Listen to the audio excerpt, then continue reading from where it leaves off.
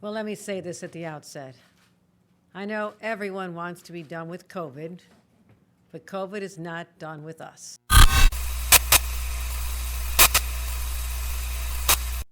From the White House to concert and sports arenas, even daytime TV, a reminder that COVID-19 has not gone away.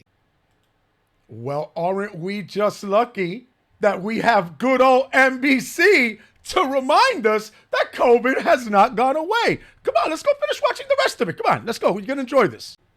As health experts say, a late summer wave of cases is now leading to an uptick in hospitalizations, though still well below pandemic peaks. We haven't reached a predictable pattern with the virus. That's why we have to care. And we're seeing incredible mutations and changes in the virus. So basically, they got nothing to tell you. Nothing is happening, but they want to scare you. So they got to remind you of COVID. Among those now on their second round with the virus, First Lady Dr. Joe Biden, who's experiencing mild symptoms, we're told, and staying in Delaware. President Biden tested negative last night for COVID-19 and tested negative again today. He's not experiencing any symptoms. That diagnosis led President Biden to break out a face mask. Because our president is a buffoon. So, of course, he's going to break out a face mask. You know, he's got to keep up with he's got to keep the illusion going. And then he's going to take it off in like 5 seconds. During a Medal of Honor ceremony Tuesday before later removing it.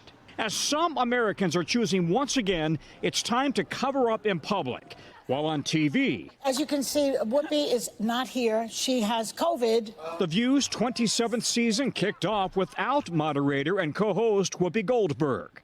Ay, bendito Whoopi. She got the vid. Oh, is she okay? Is she okay? Somebody brought her some chicken soup? Did somebody go remind her? Oh, no, she already got it. She got the reminder. I'm sorry. Check that. The U.S. Open is underway, missing the often colorful commentary of tennis legend John McEnroe. Even heavy metal rockers Metallica forced to reschedule a show in Arizona. All disruptions from a virus that most experts don't think will leave us anytime soon, if ever. Most experts think or say, I don't know, that it won't leave us anytime soon or ever. I don't know, how long has the common cold been around? Been around for a bit. It's been around for a minute. Right? You can almost predict it almost every September, October-ish. Something to that effect. Let's continue. Does this just underscore how persistent COVID is? It underscores that this is a novel virus that's trying to survive. It underscores that you're a news media activist group that's trying to survive. Good news, the FDA says existing at-home tests can detect new variants. And the CDC could vote as early as next week to approve new boosters, which experts say everyone should consider, even if you're young and healthy. And there it is right there. The CDC ready to roll out new boosters. What happened to the... I've never recalled a time where we needed this many boosters. It's worse than Pokemon cards with all the booster packs and all the freaking boosters. Are you kidding me? This is nonsense. Again, another media outlet, and I'm going to use that loosely because it's more of a activist group.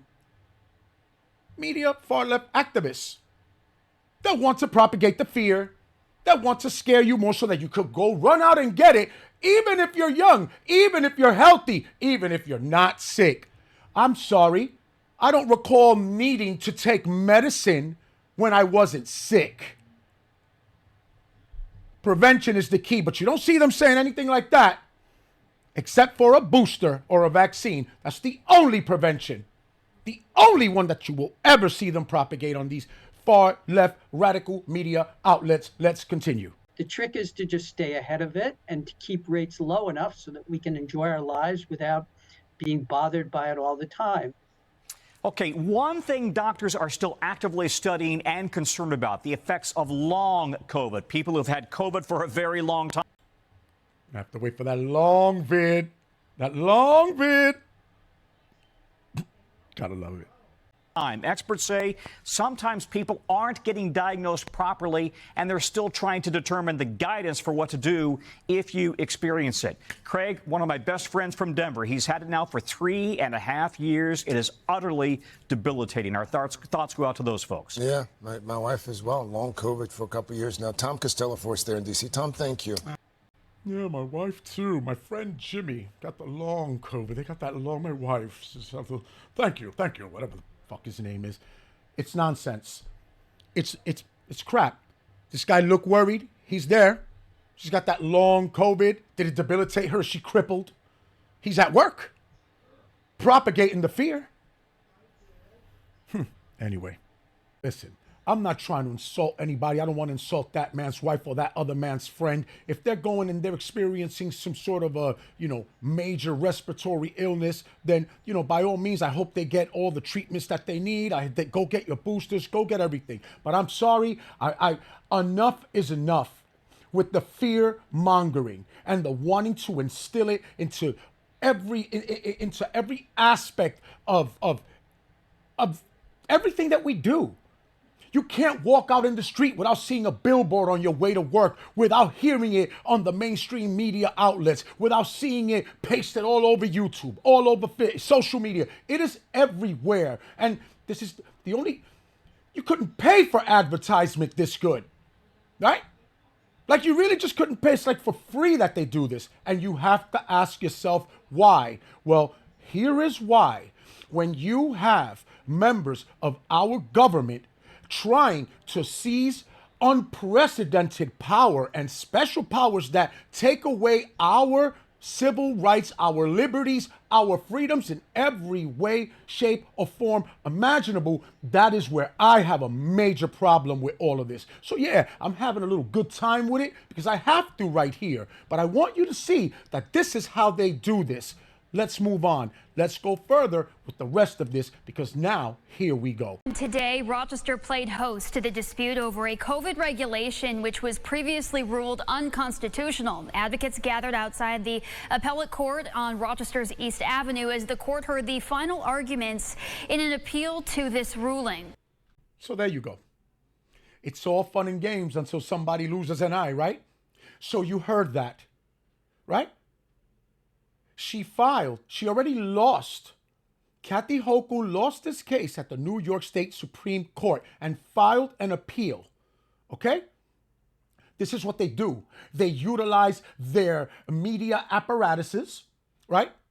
Their activist groups to usher in the fear, right? To make everyone just go insane, compound them with a plethora of problems, from the migration crisis to a housing crisis, to whether you're going to work, to whether you're going to bring back mandates, to whether you're going to shut down the government, to whether the city is spending $9 million a day on illegal invaders. This is what they do. They just want to seize utter control and power over us. The fact that she is trying to leverage this, she's appealing. She's appealing the fact that she couldn't take our civil liberties from us, that she couldn't, enact her totalitarian law as she saw fit for any respiratory virus. Any. This is not COVID specific either. Okay? Let's move on. Some background here. In July of last year, Republican State Senator George Borrello and other plaintiffs won a lawsuit against the governor, as well as the New York State Department of Health, over a regulation that would ultimately allow the Commissioner of Health to issue isolation or quarantine orders in order to control the spread of the disease. Of the disease. Of what disease? Of any disease. Okay?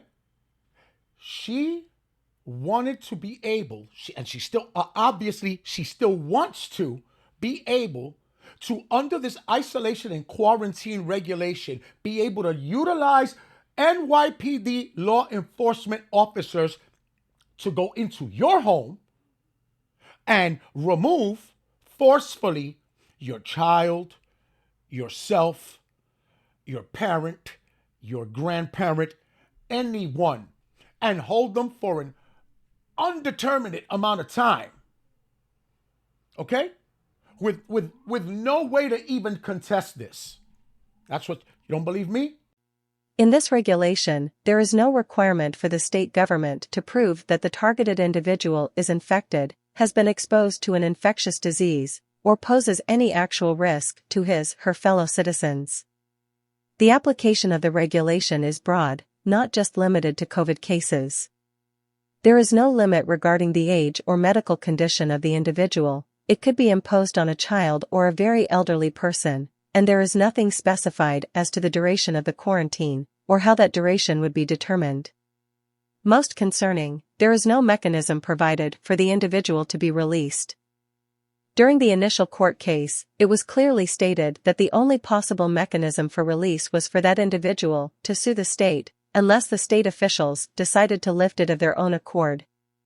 Under the provisions of the governor's regulation, the state government can use law enforcement to forcibly remove citizens from their homes or businesses against their will to place them in unspecified quarantine locations for an indeterminate period with no mechanism for release. This terrible infringement on citizens' rights, however, doesn't stop here. The judge struck that regulation down, saying it violated constitutional separation of powers.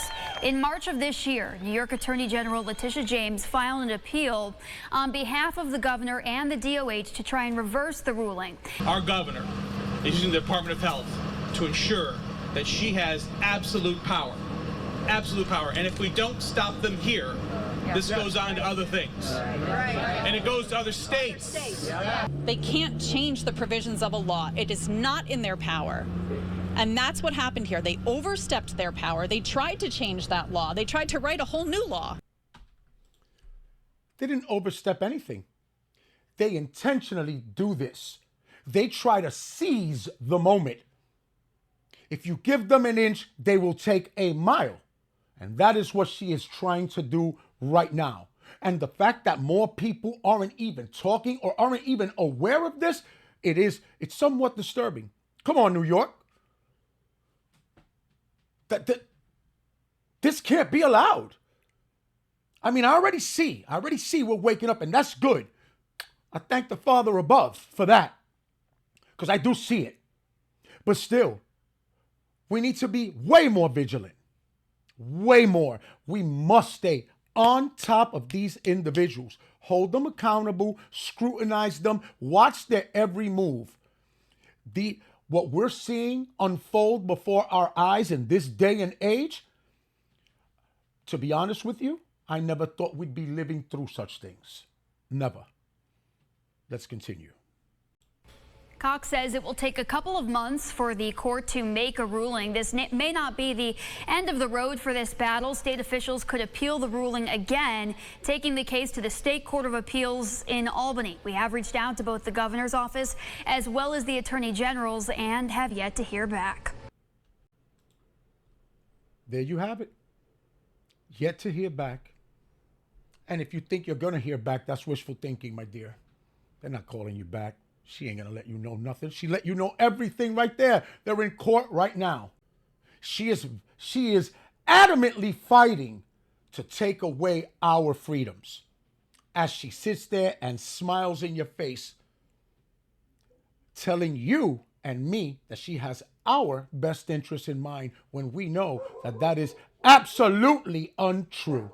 And we know this. Yeah. Even she knows it. Let them know, honey girl. Ridiculous. I'd be barking too. I'm barking now. It's absurd what's going on.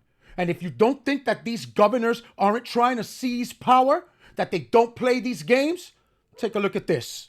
Open and concealed carry. I think it's time to talk about the absoluteness of the discussion and the current court actions that suggest that the Second Amendment is an absolute right and none of the others are. I don't even know what she's talking about. But watch this. Watch as she tries to implement this unconstitutional regulation, okay? A clear violation of the Second Amendment, okay? And not only that, right after that, you're going to watch the Fox News media shill actually come to her defense. Because you'll see. You'll see. No constitutional right, in my view, including my oath, is intended to be absolute. We have a public health crisis in this country with guns. That doesn't mean that I'm not a Second Amendment guy, but the reality is when you see kids being shot in schools and the kind of gang warfare we see in our cities, we've got to begin to think bigger and more creatively. Yeah, because law-abiding, gun-owning citizens are the ones who form gangs and shoot up schools and kill themselves, right? It's the law-abiding, tax-paying citizen that registers his firearm that's forming a gang and going out and committing violent crimes. This is the same nonsense, the fear-mongering nonsense. They're so disrespectful. They think that we're the same buffoons that our president is. Okay? That's in the regard that the same kind of bumbling, stumbling idiot that he is. That's what they think we are when they put guys like this to tell us crap like that. Let them continue. This won't pass constitutional muster, but it's going to make us think long and hard about perhaps some of the other things, some of the additional measures, constitutional measures we can take. The only thing I'm thinking long and hard about is how quickly she should be impeached. I believe that has begun, actually, and kudos. Get rid of her ass. All right? What she did is treacherous. She is a traitor to this country, as far as I'm concerned, with the bullshit that she's spouting. Let's continue. To try to reduce violence in our communities across the country. So I don't think you're going to go very far with this, Governor, but I give you salute for thinking big and being bold. Thinking big and being bold. Right. Right. You know who else thought real big and real bold? This guy. Der kommende deutsche Mensch wird nicht nur ein Mensch des Buches,